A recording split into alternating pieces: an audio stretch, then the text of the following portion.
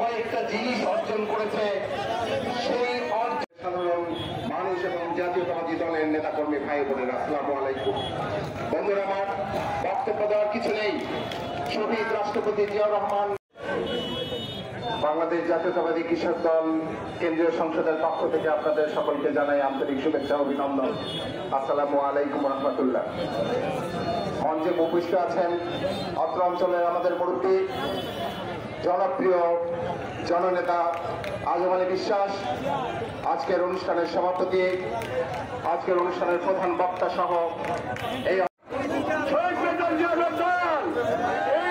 বৈষম্য হতে দিবে না। মানুষের নিরাপত্তা আমরা দিব, মানুষের রাস্তাটা পার করবো, থানায় চাকরি করার যোগ্যতা ফিরে থাকবে না। আমি আগামীতে 5 জনের প্রতিষ্ঠাবাসীকে শপথ করে বলছি, বিএনপি নেতাকর্মী বিএনপির কাছ থেকে 1 বিন্দু সরে দাঁড়ায় আগামী দিনে নির্বাচন পর্যন্ত ধৈর্য সহকারে এই বিএনপির কাছে করতে হবে। তাইতে এখনই বক্তব্য শেষ করছি। আসসালামু আলাইকুম।